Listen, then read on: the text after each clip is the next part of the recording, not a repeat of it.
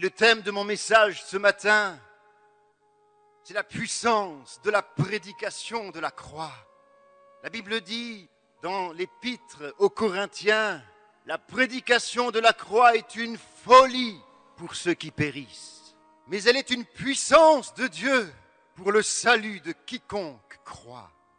L'événement le plus important qui a eu lieu sur la terre depuis la création du monde, c'est la mort de Jésus sur la croix et sa résurrection.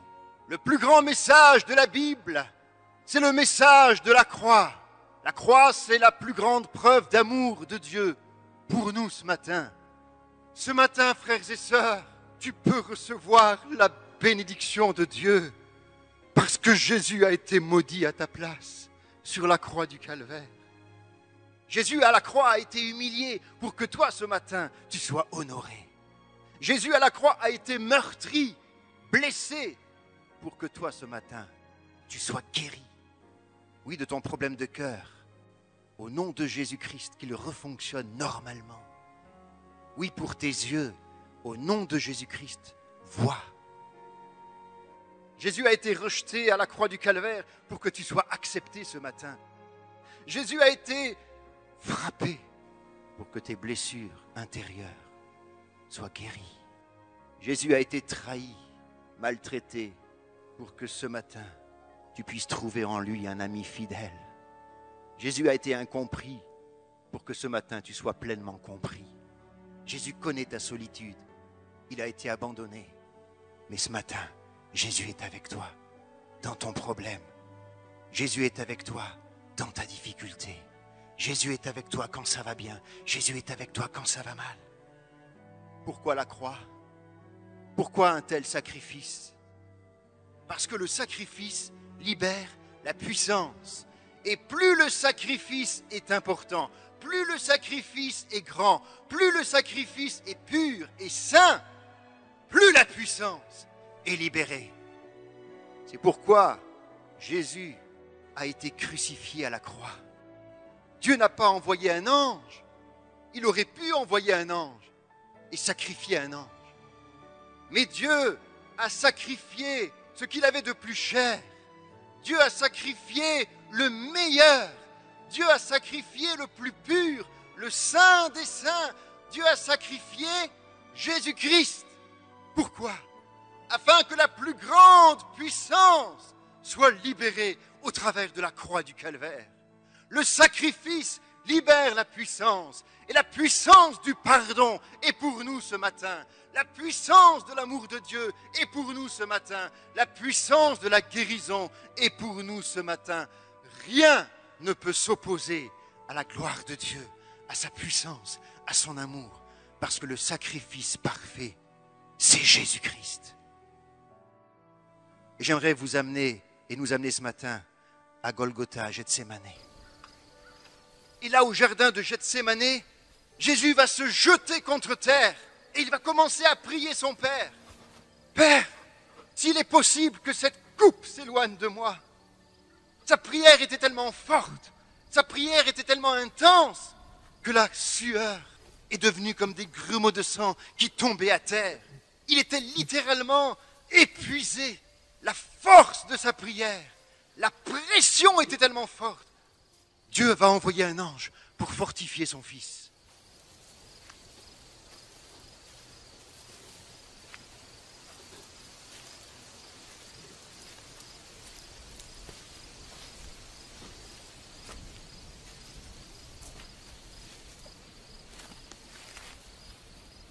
Parce que ce n'était pas fini, il fallait qu'il aille plus loin. Et puis, Jésus est arrêté, et là tous ses disciples abandonnent.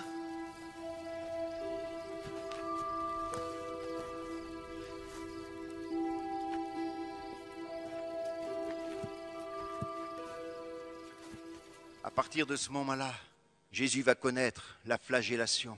39 coups de fouet. Et vous savez, ce n'est pas les fouets qu'on voit aujourd'hui. Ces fouets avaient 12 lanières. 12 lanières sur lesquelles il y avait des morceaux d'os et des boules de fer. Et un seul de ces coups, vous arrachez la chair et vous mettez les os à nu. Jésus n'a pas seulement reçu un coup de fouet, mais 39 coups de fouet. Ça a été terrible. Et Jésus commence à marcher, mais il est déjà défiguré parce qu'on lui a mis une couronne d'épines sur la tête et les épines faisaient au moins 10-15 cm et enfoncées sur son crâne, il a triplé de volume.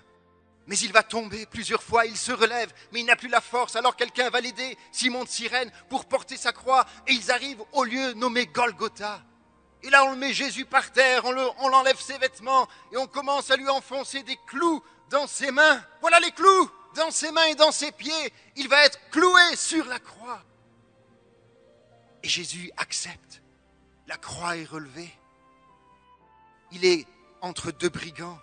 Tous se moquent de lui. Les passants l'injurient. Il a sauvé les autres. Il ne peut se sauver lui-même. Mais si tu es le Fils de Dieu, descends de la croix. On croira en toi. Et Jésus est là. Il est 9 heures du matin. Il est cloué sur la croix du Calvaire. Et il va dire, mon Père, pourquoi m'as-tu abandonné? Jésus était angoissé. Il a été enlevé par l'angoisse. Mais pourquoi? Parce qu'il est fait péché à ce moment-là. Non seulement il porte nos péchés, mais Jésus devient péché pour nous. Mais ça ne s'arrête pas là. Jésus va dire, tout est accompli. Entre tes mains, Père, je remets mon esprit. Et à ce moment-là, à l'instant même où Jésus dit cela, il expire, il meurt. En un mot, entre tes mains, Père, je remets ma vie. Prends ma vie. Et Dieu prend sa vie. Ça, c'est le côté humain, mais j'aimerais aller un petit peu plus haut. Il s'est passé quelque chose d'extraordinaire dans le monde invisible, ce qu'on ne voit pas. Toutes les hiérarchies sataniques, les démons, les puissances des ténèbres sont là et ils regardent. Et ils vont fondre sur lui. Lisez le psaume 22. Les taureaux de Basan qui m'entourent, des chiens qui m'environnent. Ce sont des esprits, les puissances démoniaques qui fondent sur Jésus pour le faire payer, pour le faire souffrir, pour qu'il n'aille pas jusqu'au bout, pour le faire descendre de la croix. Et Jésus est attaqué dans son corps, mais il est attaqué spirituellement, il est attaqué intellectuellement, il est attaqué dans tout son être. Il est sans force. On va le faire payer. Pourquoi? Parce que lors du ministère de Jésus, Jésus guérissait les malades, il chassait les démons, il ressuscitait les morts, il rendait la vie aux aveugles.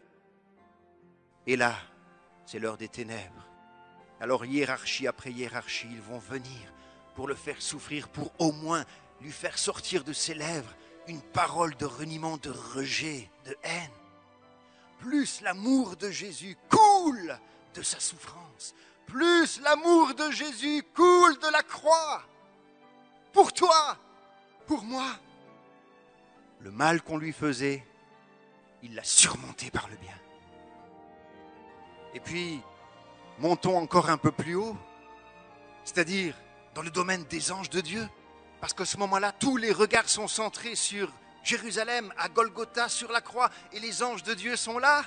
Ils sont prêts à intervenir pour sauver Jésus. Et Michael, certainement, qui était là, avec toute son armée, qui se tourne vers le Père, va dire, laisse-nous y aller. On va libérer Jésus, c'est notre prince, c'est le roi, c'est le créateur, c'est le merveilleux, c'est l'admirable, c'est le parfait. Rien ne peut se comparer à lui. Et il est là livré à des hommes et aux puissances des ténèbres. Mais nous, on est plus forts, on va le libérer. Mais Dieu dit non, ne bougez pas, il faut qu'il meure, afin que le salut soit répandu pour le monde. Mais ils ne comprennent pas. Voyez-vous, les anges ne comprennent pas ce qui se passe. Pour eux, c'est incompréhensible. La prédication de la croix est une folie, même pour les anges. Et alors, la main de la justice et de la grâce de Dieu se lève.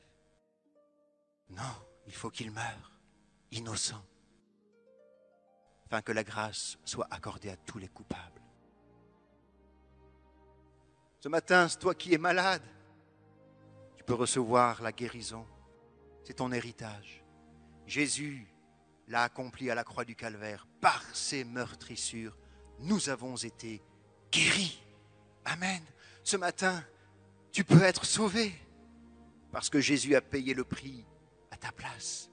Il est allé jusqu'à Golgotha. C'est cela le message de la croix. Pour toi qui es peut-être sans Christ ce matin, toi qui t'approches du Seigneur, qui ne comprends pas. Jésus est mort pour toi, pour tes péchés, pour te pardonner et pour changer ta vie. Malgré la souffrance, malgré les épreuves, Jésus sera toujours à tes côtés. Et pour nous chrétiens, rappelez-vous le jour où nous avons donné notre vie au Seigneur. Revenons autant que possible à la croix du Calvaire. Relevons-nous et retournons à la croix. Devant la croix, sur la colline, je me prosterne avec douleur. Ton front sanglant vers moi s'incline et ton regard sonde mon cœur. C'est pour moi que Jésus, tu souffres. Tous mes péchés pèsent sur toi. Et si j'échappe au sombre gouffre, c'est que tu vins mourir pour moi. Devant la croix, je m'humilie, je reconnais tout mon orgueil. J'ai cheminé dans ma folie. Sur mon passé, je mène deuil. Et puis devant la croix, je prends courage. Car de ta mort jaillit ma paix, ton plein salut et ton ouvrage. Et tu m'attends dans tes palais. Seigneur,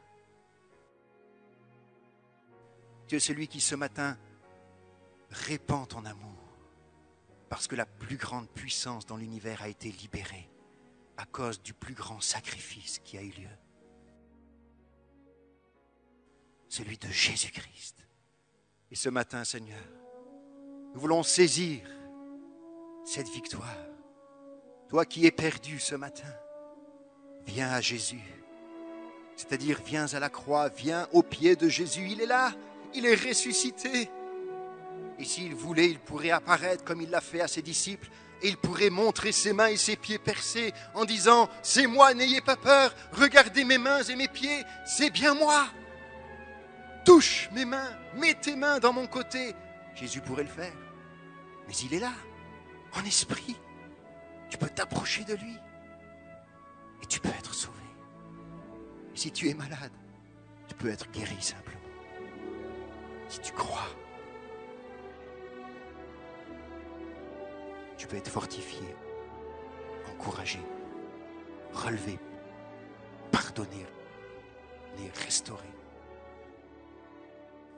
Ce matin, c'est pour toi que Jésus a parlé.